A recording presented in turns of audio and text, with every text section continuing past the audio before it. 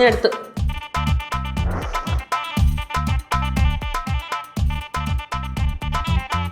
അല്ല കിടിലൻ ടേസ്റ്റ് അല്ലേ?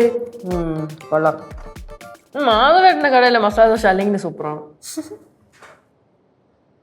അമ്മായി എവിടെ നമ്മ ഇങ്ങനത്തെ കടകളൊക്കെ കണ്ടുപിടിക്കുന്നത്? അതിനൊക്കെ ഒരു കഴിവ് വേണം.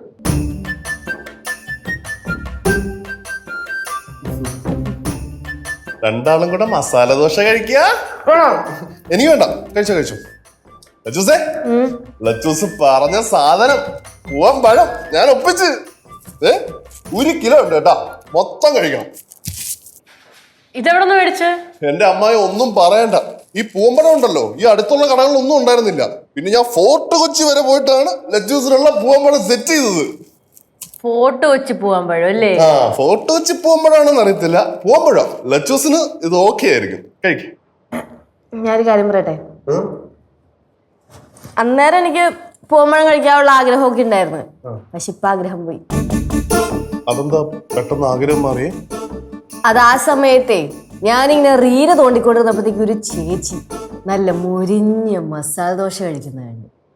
അപ്പൊ എനിക്ക് മസാല ദോശ കഴിക്കാൻ ആഗ്രഹമായി. അത് ഞാൻ അമ്മായിയുടെ അടുത്ത് പറഞ്ഞപ്പോഴത്തേക്ക് അമ്മായി എല്ലാവർക്കും അപ്പൊ തന്നെ മസാല ദോശ ഓർഡർ ചെയ്ത് തന്നു.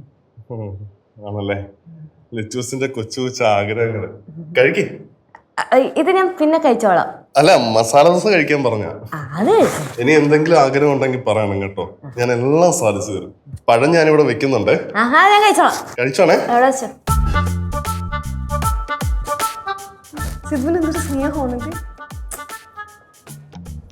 ലച്ചു, നീ എന്തോന്ന് പരിപാടി കാണിച്ചേ? അവ ഇത്രയും കഷ്ടപ്പെട്ട് വാങ്ങിച്ചോണ്ട് വന്നല്ലേ? അത് ഞാൻ കഴിക്കാന്ന് പറഞ്ഞല്ലോ, പിന്നെന്താ? എന്റെ അമ്മായി പിന്നെ ഇതൊക്കെ അത്ര വലിയ വലിയ കാര്യങ്ങളൊന്നും അല്ലല്ലോ, കുഞ്ഞു കുഞ്ഞു ആഗ്രഹങ്ങളല്ലേ. കുഞ്ഞു കുഞ്ഞു ആഗ്രഹങ്ങൾ ഇപ്പൊ മാറാമല്ലോ. അതെ, ആഗ്രഹമല്ലേ, എപ്പോഴും മാറാം. മാറാം. പാവം സിദ്ധു ഈ ലച്ചുവിന്റെ താളത്തിനൊത്ത് തുള്ളിക്കൊണ്ടിരിക്കുവന്നേ. എന്തോ നമ്മമ്മ, സിദ്ധു പുറത്ത് പോയപ്പോഴത്തേക്ക് ഞാൻ പറഞ്ഞൊരു സാധനം മേടിച്ചോണ്ട് വന്നത്. അതിനിപ്പോ എന്താണ് ഇത്ര കുഴപ്പം? ഇവിടെ എഫേർട്സ് മാറ്റർ ചെയ്യും. എന്തായാലും വാങ്ങിച്ചോണ്ട് തന്നല്ലോ. നമ്മളെ ഓർക്കാൻ ഒരാളുണ്ടെന്ന് പറയുന്നത് തന്നെ വലിയ സന്തോഷമുള്ള കാര്യമാണ്. അതിനെനിക്ക് സന്തോഷം കിട്ടുന്നുണ്ടല്ലോ. എന്നിട്ട് നീ ആ സന്തോഷം അവന്റെ അടുത്ത് കാണിച്ചാ?